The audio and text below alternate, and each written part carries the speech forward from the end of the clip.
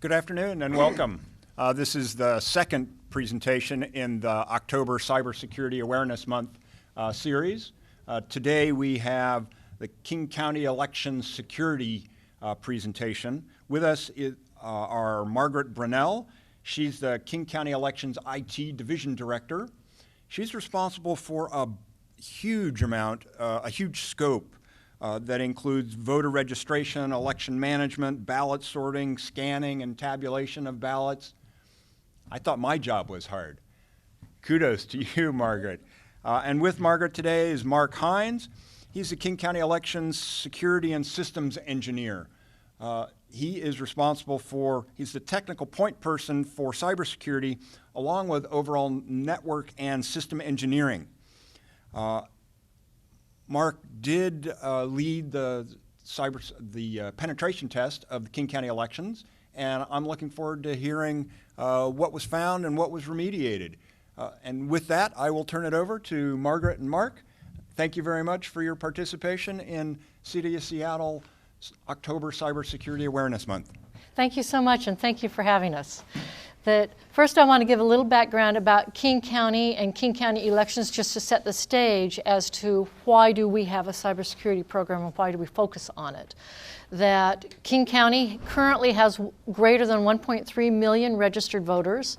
We are the largest county in the nation that is exclusively vote by mail, and we became vote by mail in 2009.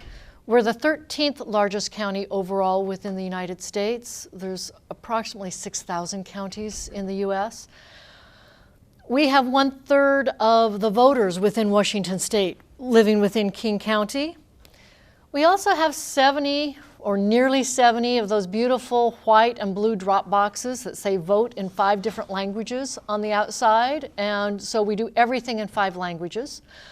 We also have prepaid postage on our envelopes, so there's no reason people shouldn't return their ballot. You can either drop it in a drop box or drop it in your mailbox.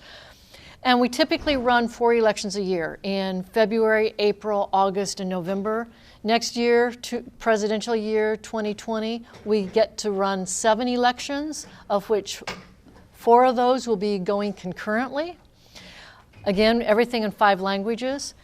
And we also conduct elections for 191 different jurisdictions. So what does that mean? For this general election, we have over 400 different ballot styles, because we have to send a different ballot for those people who live in Bellevue versus the people that live in Vashon versus the people in Kent. And so for this election, there's over 400 different unique ballots, and all in 5 languages. So how do we get this done? We get it done with 65 full-time staff and from 0 to 750 temporary staff. So we hire a lot of temp staff that work anywhere from 3 hours to about 6 weeks, and we also have to secure them. So elections, the national contacts, text in the news. I think you can't really walk around or be in the United States without hearing about elections in the news ever since 2016. All of the kids hacking at a conference show, the Duval teen who can get into elections things, the federal government inspecting North Carolina. What does that mean to us here in Washington State? One, in 2016, the federal government did put out that 21 states were hacked into during the presidential election. Yes, Washington State had a hacker knocking at the door. They did not get in. You also hear about all these voting machines or getting hacked into. Washington State, because we are a vote by mail, we do not have those polling stations. So that is what is being hacked into, is the election systems at the polling stations where people go in and electronically vote. We do have electronic voting but it's you come in to our locations and you vote and then you print out your ballot. They are not really connected to things. So that's the national context. So because of that context, in January 2017, elections was deemed part of the nation's critical infrastructure. Yeah, we're part of the critical infrastructure there with nuclear power plants, military bases, dams, and elections. There's a list of several, the power grid. Elections is a very different animal than all of those. And so when Homeland Security came and did our physical audit, we were the first elections department in the country to ask for Homeland Security to come in and do a physical audit for us. They didn't quite know how to do it because we're open to the public. We want to be open to the public. We're very transparent. We are not a nuclear power site. And so it was a learning experience for Homeland Security. And so finally, within King County elections, we want to secure your vote. And why, and probably the most critical reason we have a cybersecurity program, is we have to retain the public's trust. And to retain the public's trust, we have to be secure. It would not be good if somebody hacked into our website and changed the election results on the website. That wouldn't change the results, but we would lose public trust. And how many years would it take us to get that trust back, even if we could prove that the vote count was different? And so retaining the public trust, one person, one vote, the privacy of your ballot, we can audit, we reconcile every single night when we're in an election of how many ballots did we get in, how many ballots do we have in the building, how many have we tabulated, how many have we challenged. So we reconcile until we're reconciled every single night. And then again, we're huge into public transparency. Come down and visit us in Grady Way. We have a 1/5 of a mile track around our second floor where we have our ballots, where we do the counting that anybody can watch. We have observers, we have hand count audits, we have logic and accuracy tests multiple times during the election saying, are our systems tabulating correctly?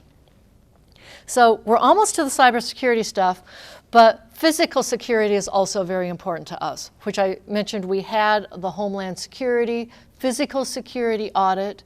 We have over 50 security cameras that are monitored 24/7.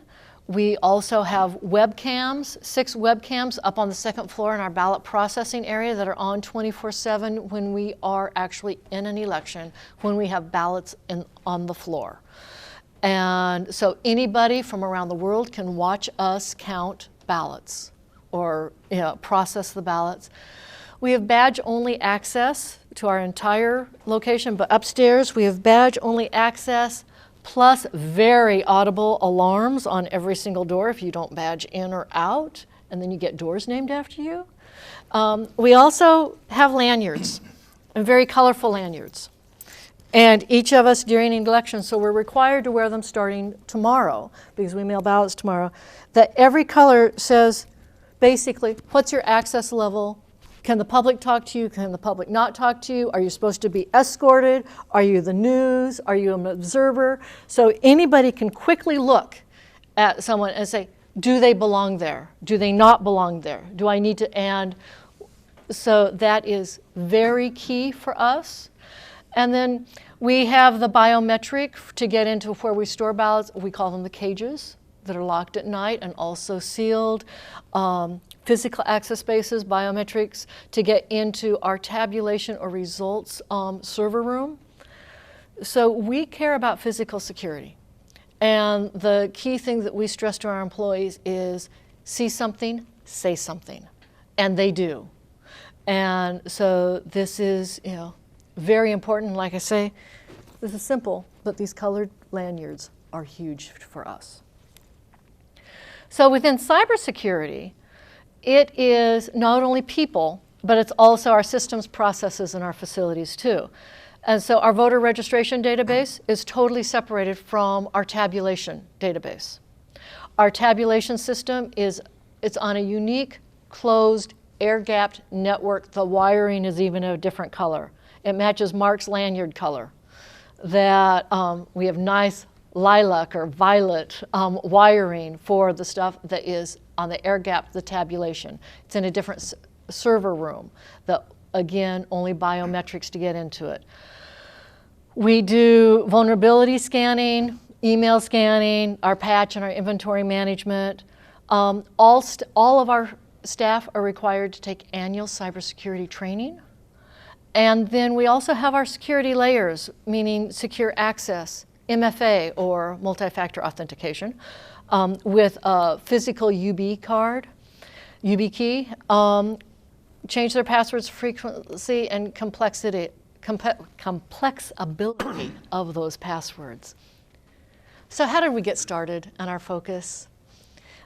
Because we're part of the national infrastructure, we have a lot of people wanting to come and look at us, but we don't have the staff to be looked at all the time. So we asked the state auditor's office to perform a cybersecurity audit on us. This is one thing that they do free of charge for any government. So City of Seattle could ask the state auditors to come there. It's not too scary, and they were really helpful. We really enjoyed it, and that's how we got started in our cyber program, or the first step in our cyber program. And now I'm going to give it to Mark to talk us through that. So the state auditor's office came out, and we set everything up, and they made it really easy. They didn't make it seem intimidating at all. They worked with us. We approach it with the idea that we don't know what we don't know, because they're looking at this through looking at us through a totally different lens, through totally different angles. So they did a really good job. They brought in a cybersecurity pen testing company in, and we worked with them. We based this first round off the 5 critical security controls of NIST, and with those at the forefront, there was questioning, there was pen testing, there was a lot of looking at a lot of different systems to try to figure out which systems actually, had more vulnerabilities. So, and the best thing, it was free, which was great. The group we worked with was great, and usually it's 12 to 24 months. So they came in, they tested. We went through a couple weeks of questioning and testing, and then they came back a year later after they gave us the results to see what we had improved on. When they came back, they actually retested a bunch of the same systems that we had remediated, and were able to identify that we did fix all of the holes that they had found in the initial pass. They did find a few additional things that they hadn't found initially that they brought to our attention that we've worked on since as well. So it was a great experience, first audit that I've gone through, but it was not intimidating at all. It was actually, it went really well. So. Okay. Within the pen testing, one thing that I need to add is they could not get into our tabulation system, and they tried. They tried to get into it wirelessly. They tried to get in it through wired. They went outside. They were right outside with, it was amazing. They had equipment in backpacks that were taking and pointing at the servers, trying to get into our tabulation system. And that was our thing, saying we really wanted to ensure that they could not get into that system. They did not get into it. They also couldn't get into our did not get into our web systems. They did knock at the door on those. The tabulation, they couldn't knock on the door. So we had to do some things like that. We actually let them in on the network of the tabulation system just to see if they could get anywhere, if they were able to get in, and they still weren't able to make any progress getting into any machines or the servers. So they were just deadlocked on the network and not able to make any progress. On the network, they did get into our network printers, and so we've since hardened those. But one really interesting piece that we didn't realize going into this was that if you've got a printer on the network connected with a network cable and also have wireless access to it, that's actually a really easy attack vector for them to get in through the wireless into the printer and then onto your network. Since we've made a lot of changes and we've identified hardening pieces that we have in play now. They did get into some of our staff accounts by figuring out what the passwords were, some of the staff that was just working on the network at the time.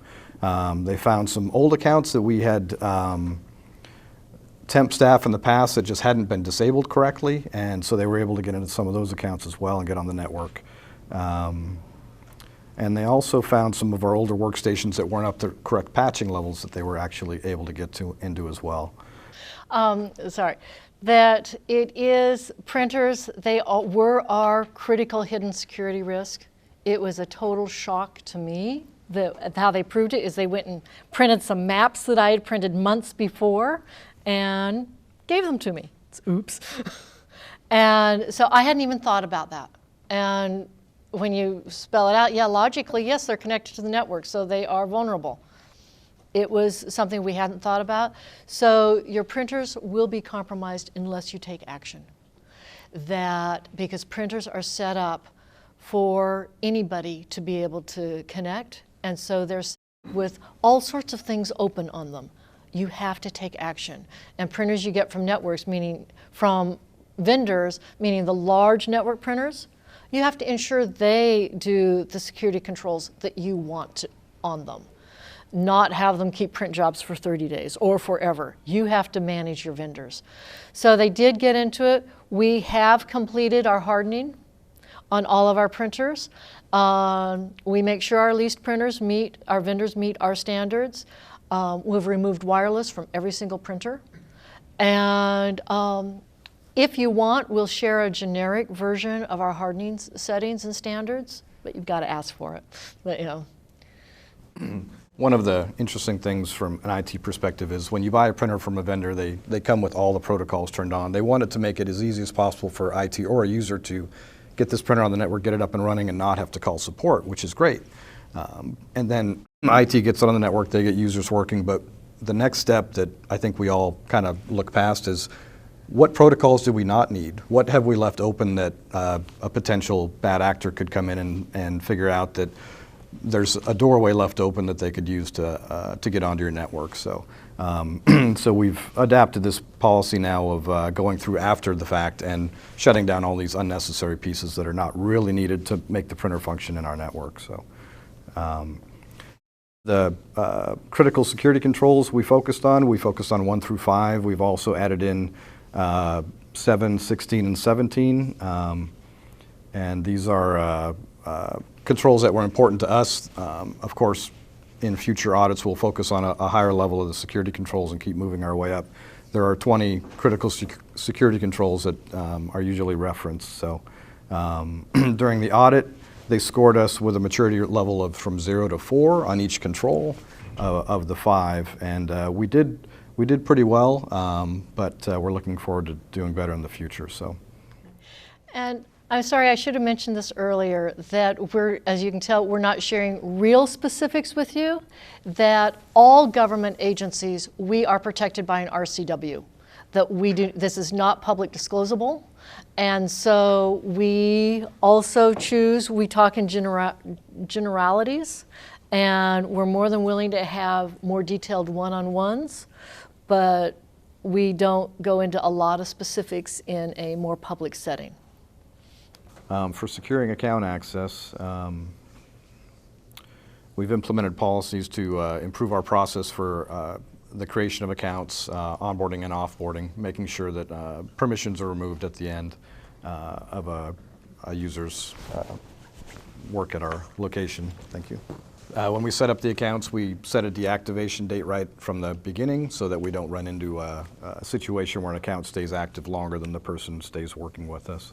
And we keep old accounts for 12 to 13 months in case they come back. So. Right, for our STTs, because yes, when you hire an FTE or a full-time staff, you don't know when they're leaving.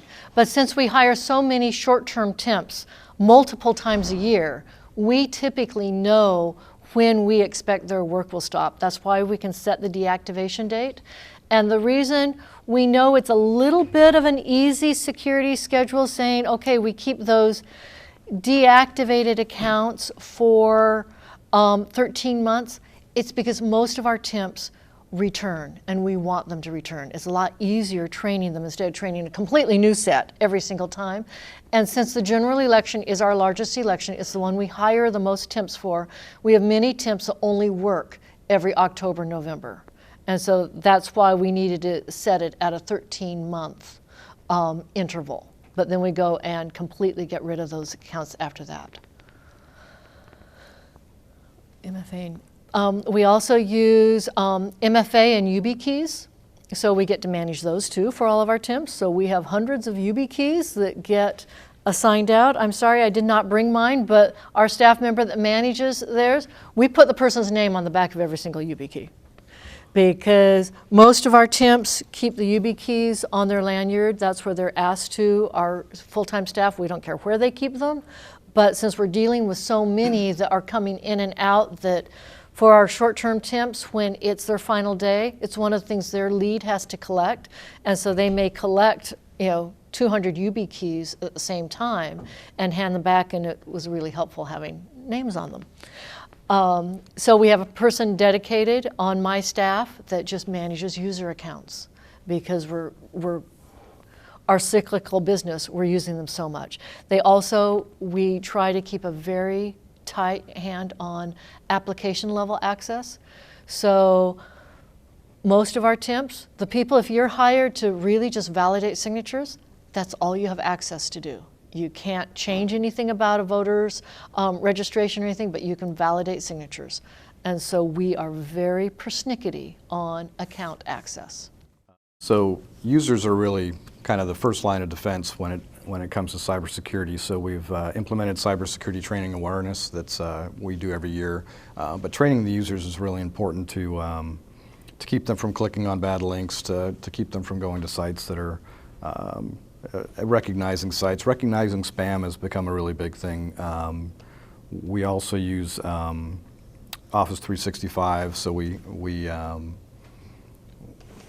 you can hover over links and see if links are safe or not, and that catches the majority of phishing attempts that come in. But there still are some spoofed emails and things that get through. But training the users to be able to recognize those is really important. And this is an area where you say, security training, how boring, how dry. And a lot of areas push back. Within our staff, it's a kick. Our full-time staff almost have a competition. They celebrate if they catch something faster than somebody else does. And so it has turned into, like I say, an internal office competition. Next week at our all-hands meeting, we're having a cybersecurity game show for our staff. And now we're asking some pretty easy questions, but also some complicated questions. But they're all into it. And which is really nice. They see how important it is. And they also make it important to all those STTs that are coming in, because it's the staff, it's our leads, and it's our supervisors that do most of the training of the STTs, and it's part of all of their training each time. Yeah, and staff always report things that they deem to be phishing emails. So often I'll have someone come up to me and say, did I report that one first? If multiple users got it, because they want to know that they saw it before anybody else, which is kind of fun to know that they care about it that much. So we came out with new password requirements after the audit to increase security a little bit. We raised it up to 12 characters. We encourage over 15. One interesting note is that passwords that are 15 characters or above are not stored in Active Directory. They're not stored in Landman version 1. So just having more than 15 characters takes it away from being able to be used with an older protocol, someone trying to hack an older Landman password. So we thought it was good to go to a higher level 12, taking steps, not trying to intimidate anybody off the start, and we'll probably progress to 15 down the road. Phrases are great too for passwords, using several words instead of a single word, plus using the strong password complexity requirements is good. This is one of my things, is I really love phrases, and I tell people, get a book of poems, and every month change your password to a line of poetry. For example, stop by the woods on a snowy evening, but then change things up. But if you just use different lines of poetry, it is much harder to get into your account than if you make up just random words. And it's proven that it's harder to get into. Voting for everyone, that's a 17-character password, but we're only as strong as our weakest link. And it did get us querying because we have full-time translators. And they came in saying, can I use Vietnamese? Can I use characters? I didn't know. They don't share their passwords, but again, that's another thing that they've come into competition. I've heard them go up to people and say, I have a really good password this time, there's no way, they're having fun with this. So we're also doing vulnerability testing, monthly vulnerability scans, and we're progressing to take care of the issues that we find.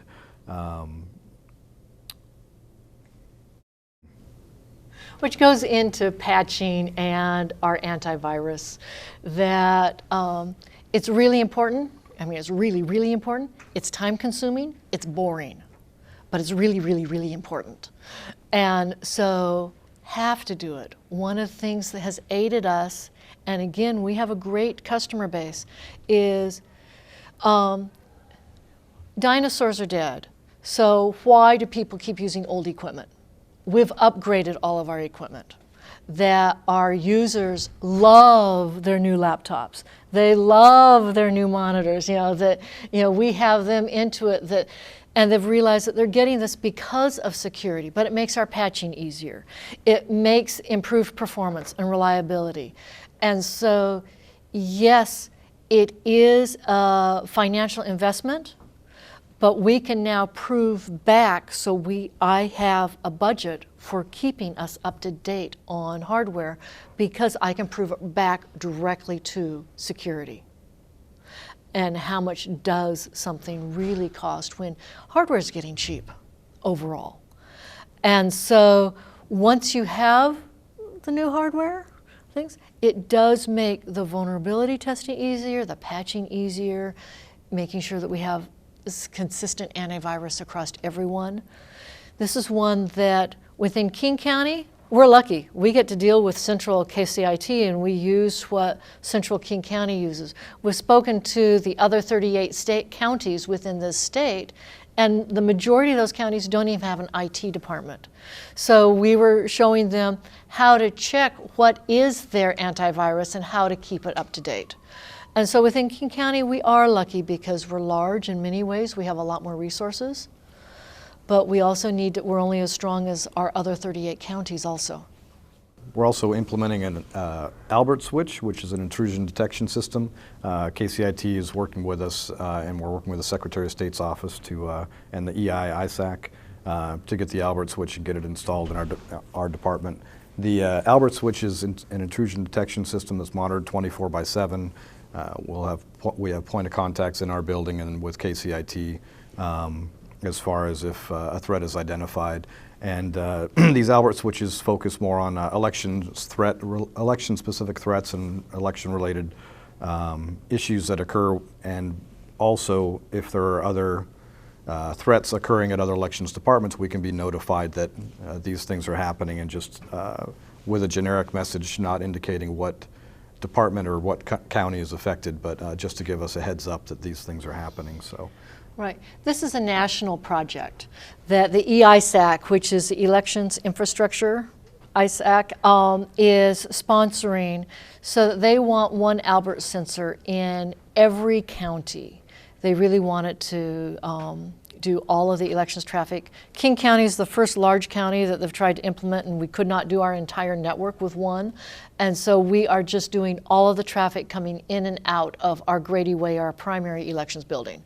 But we will be sending this information to the National Monitoring Center, where they're collecting all of this elections information. As Mark said, it's really trying to catch, is there a hacker out there or a country out there that's trying to get into election-specific things?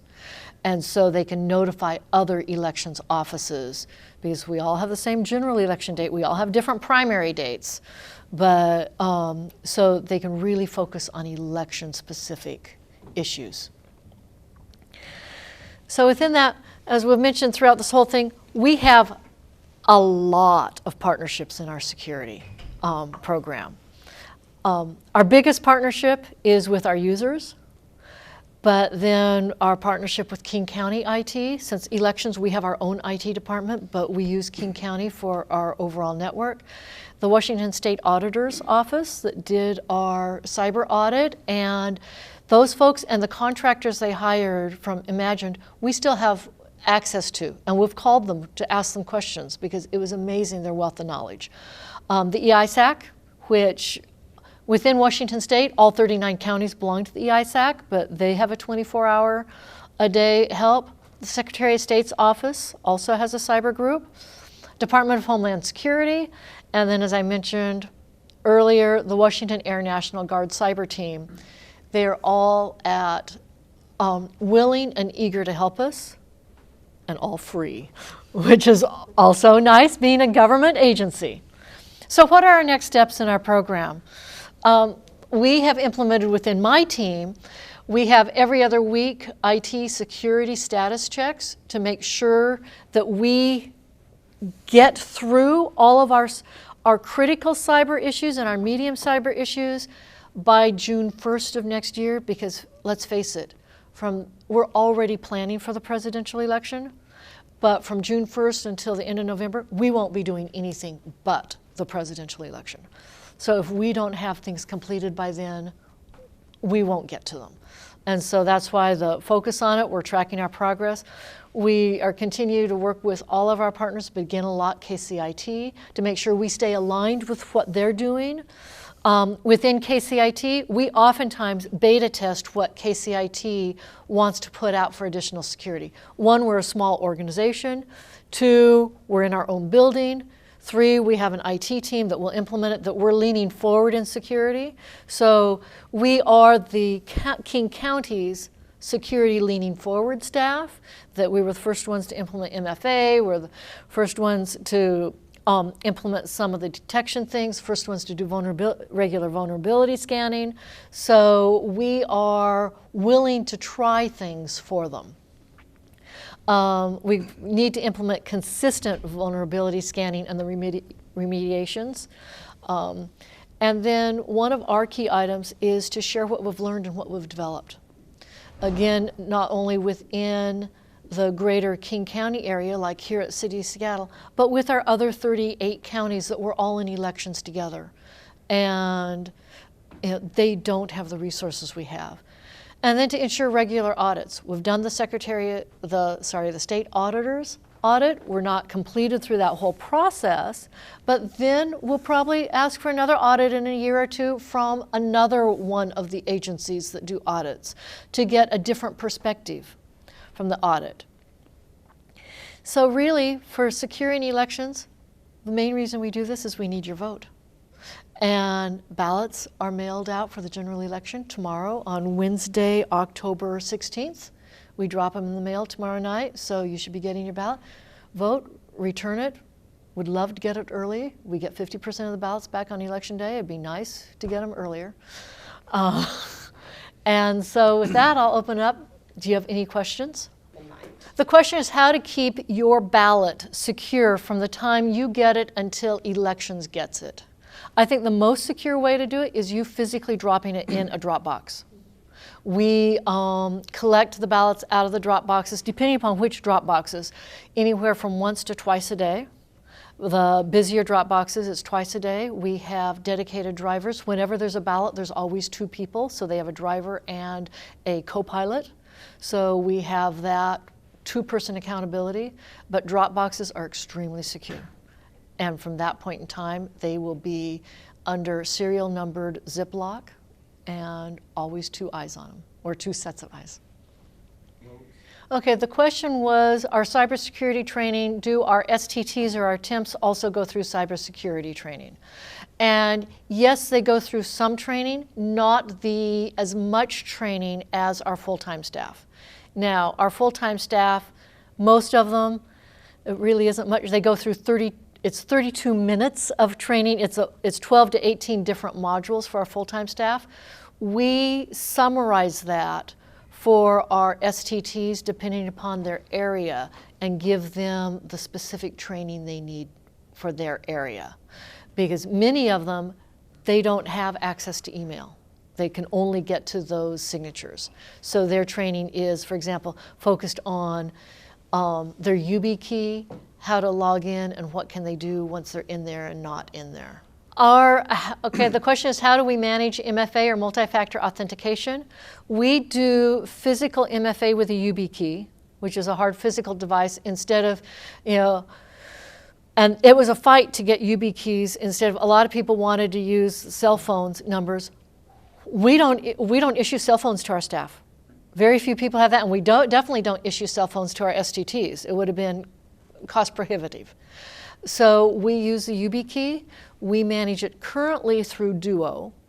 That we're waiting for Azure to catch up with what Duo can do, because we know we'll end up going there. But with Duo, and we can manage our UB keys where they're assigned, well, for the full-time staff, we have them assigned to us. For our STTs, they're assigned to the ones that need them. And within Duo, we can also turn them off, and we can reassign, we reuse keys for our STTs. The question is, if we were going to have staff take away from do one thing new from Cybersecurity Month, what would it be? One from each of us. Well, to me, I think it's cybersecurity training and awareness. Not only does it help you at work, but it can help you at home as well. Just being more cognizant of things to look for, and the practice, I think, is really important. I know it's easy to just click on a link and not think about it because you get so busy in your workday, but the repetitiveness of going through it each year, I think it brings it out to people, and they take more caution at home and at work. So I think it's a benefit for anybody to do better at that or have more experience at that. And since Mark took that one, but I will say within our cyber training, we do have 2 modules specifically for cyber at home, because we want it to be a benefit to our employees. One is cyber at home, the other one is cyber in your kids. So to help educate our staff. So then my other hot button is passwords. People pretend like they're not important, but they really are. Oh yes. The question is, do we do any type of file integrity on our tabulation machines and servers? Mark, I'll let you answer that one. Yeah, we have a vendor that we work with that has built the whole system, and there is integrity that is done on the. It's inside an air-gapped network, and the servers inside the network. There's integrity monitoring. We also do what's called logic and accuracy testing, or LNA testing. By law, we're required to do it twice, once before the election and I think once midway through. I get the law and what we do mixed up because we do it 3 to 4 times depending upon the size of the election. But this is where we know what we're sending through, and we have 9, 10, 11 different scanners that scan ballots, and we send ballots through all of those scanners. We know exactly what ballots we're sending through, and then what does the tabulation system say we sent through. And so we do that as an audit 3 to 4 times for every election. 2 of those LNA tests are open to the public, so if people want to come down and watch ballots running through machines and see the printout afterwards, woohoo, it's pretty boring. But we do that. We also, to make sure, again, so it's not a machine validation of the machines. We do everything in batches of 250, but we will take X number of batches depending upon the size of the election, and we will actually physically hand count those ballots and compare that to what the tabulation system said also. So we do it 3 different ways. We're really particular to make sure that we count ballots correctly.